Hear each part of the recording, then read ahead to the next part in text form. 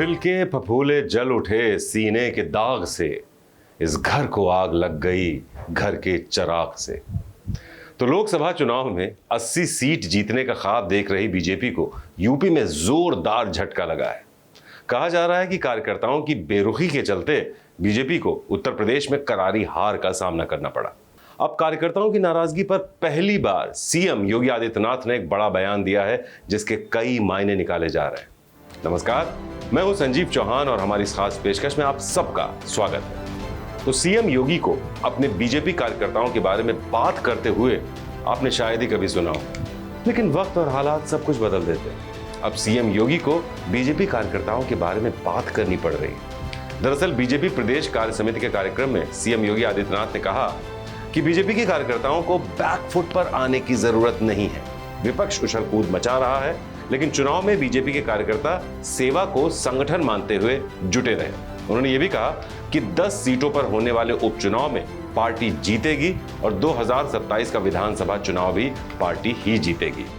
Bharatiya Janata party के कार्यकर्ता को किसी भी स्थिति में बैकफुट पर आने की आवश्यकता नहीं है, किसी भी स्थिति में नहीं है, क्योंकि आपने कार्य किया है। आप विपक्ष में थे, जनता के मुद्दों को लेकर लड़ते थे। आज जब सरकार में थे तो याद करिए, उत्तर प्रदेश के अंदर सुरक्षा का ये वातावरण आपको आज देखने को मिल रहा होगा।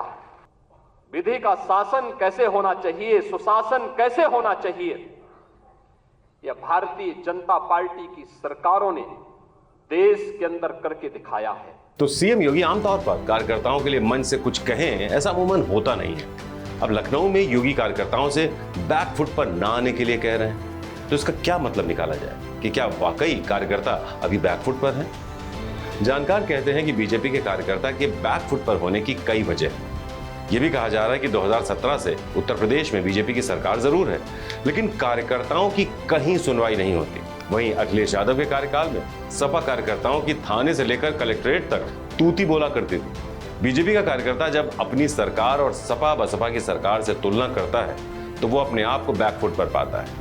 ये बात सच है कि यूपी में कानून व्यवस्था में बड़ा बदलाव आया है, व्यवस्था सुधरी है, जिसकी हर कोई तारीफ भी करता है। लेकिन बीजेपी सरकार के लॉ एंड ऑर्डर के कई साइड इफेक्ट्स भी देखने को मिल रहे हैं। कहा यह जा रहा है कि कानून व्यवस्था तो ठीक हो गई, लेकिन इसके उलट यूपी की नौकरशाही बेलगाम है।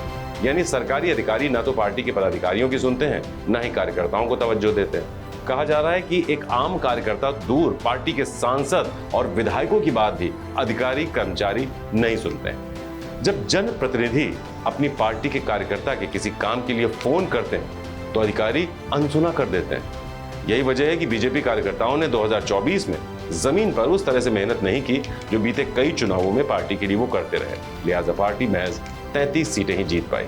कार्य समिति में राष्ट्रीय अध्यक्ष जेपी नड्डा ने संविधान के मुद्दे पर कहा कि कार्यकर्ताओं को हर उस आक्रमण का मजबूती के साथ जवाब देना चाहिए जो विपक्षी दलों की ओर से पार्टी पर किया जा रहा है। ये भी बताना चाहता हूं, आप सब लोग भी इस चर्चा को सुनते रहे कि लोगों में भ्रम फैलाने की कोशिश हुई कि संविधान समाप्त हो जाएगा, संविधान पर आघात होगा, संविधान को हम तोड़ मरोड़ देंगे। मैं ये पूछना चाहता हूं, ये संविधान के साथ छेड़छाड़ करने का काम का इतिहास किसका है? और मैं चाहूंगा कि आगे आप ये बात जन जन तक पहुंचाएं।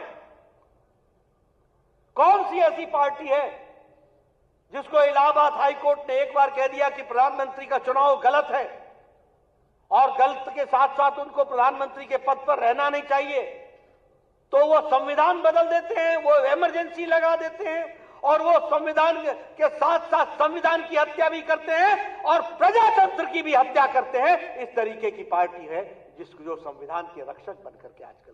नड्डा ये बात जानते हैं कि इस बार संविधान के मुद्दे पर बीजेपी पूरे लोकसभा चुनाव में घिरी रही और खासकर यूपी में पार्टी की सीटें घटने की बड़ी वजह ये संविधान का मुद्दा ही बताया जा रहा है। कहा जा रहा है कि जब ये मुद्दा विपक्ष ने उठाया तो ग्राउंड पर पार्टी कार्यकर्ता खामोश थे, जिसका सीधा फायदा सपा और कांग्रेस को हुआ। वहीं उत्तर प्रदेश के उप मुख्यमंत्री केशव प्रसाद मौर्य ने कार्य समिति में जो कहा उसके भी कई मायने निकाले जा रहे हैं। मौर्य ने कहा कि संगठन सरकार से ऊपर है। यहाँ जो कार्यकर्ता है उनसे इतना है कहूंगा, आवाज तो यहाँ सरकारी व्यवस्था में 7 आवाज मिला। मैं सदा कहता था और आज इस प्रदेश कार्य समिति में मैं संगठन के वरिष्ठता हमारे देश के और प्रदेश के नेतृत्व के सामने कह रहा हूं, संगठन सरकार से बड़ा है।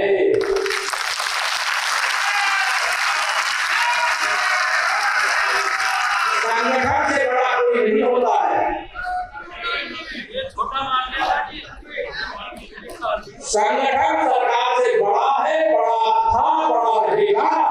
कहा जा रहा है कि मौर्य के बयान ने बीजेपी की अंदरूनी कलह को सामने लाकर रख दिया है। 4 जून के बाद जहां ये बात दबी छुपी जुबान में कही जा रही थी, अब मौर्य के संगठन वाले बयान ने इसे जगजाहिर कर दिया है, जिसकी वजह से कहा जा रहा है कि सरकार और संगठन के बीच तालमेल नहीं था, जिसकी वजह से भी बीजेपी की हार हुई।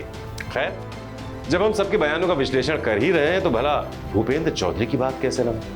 तो भूपेंद्र चौधरी ने कार्य समिति में कहा कि सपा को कांग्रेस का साथ भारी पड़ेगा, सपा के लिए कांग्रेस भस्मासुर साबित होगी।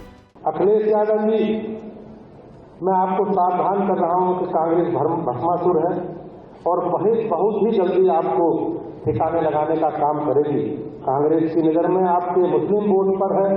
कांग्रेस की सोच और उनकी कार्यशैली लोकतंत्र की कोई गुंजाइश नहीं। कांग्रेस का एक इकोसिस्टम है जो हारने वालों को जीता हुआ बताकर जीतने वालों पर प्रश्न खड़े करता है। 13 राज्यों में देश के आज कांग्रेस पार्टी शून्य है। कांग्रेस पार्टी जहां भी जीतती है वह अपने वोटों से नहीं जीतती, बल्कि दूसरे दलों के समर्थन से, सहयोग से जीतती है। अब भूपेंद्र चौधरी के इस बयान पर अखिलेश यादव ने एक्स पर इशारों में कहा कि आजादी से पहले से जिनका इतिहास अपनों को धोखा देने का रहा है, उनके मुंह से किसी के संबंधों के भविष्य के बारे में बातें थोड़ी अच्छी नहीं लगती। नकारात्मक लोग नकारात्मक ही सोचते हैं। इंडिया सकारात्मक है, सकारात्मक ही रहेगा। अखिलेश ने अपने पोस्ट से साफ कर दिया कि वो इंडिया गठबंधन के साथ आगे भी कदम ताल करते रहेंगे। बहरहाल, उपचुनाव की बेला करीब है। बीजेपी 10 में से 10 सीटें जीतने का दम भर रही है। सीएम योगी बीजेपी कार्यकर्ता को बैकफुट पर न जाने की सलाह दे रहे हैं, तो केशव मौर्य संगठन को सरकार से बड़ा बता रहे हैं। तो नड्डा और चौधरी कार्यकर्ता से विपक्ष को एक्सपोज करने की बात कर रहे हैं। जाहिर है, संविधान के मुद्दे पर अभी भी पार्टी डरी हुई सी नजर आ रही है। ऐसे में 2027 की तैयारी की बात कह रही बीजेपी जीत हासिल करने के लिए अपने आप में क्या क्या आवश्यक बदलाव लाएगी, ये देखने वाली बात होगी। तो फिलहाल इस खास पेशकश में इतना ही। बहुत जल्द होगी आपसे फिर से मुलाकात। नमस्कार। यूपी की हर खबर देखने और उनसे अपडेट रहने के लिए हमारे चैनल श्रेष्ठ यूपी को सब्सक्राइब और लाइक करें। साथ ही बेल आइकन को दबाना ना भूलें, जिससे हमारे हर वीडियो की जानकारी आप तक पहुंचती रहे।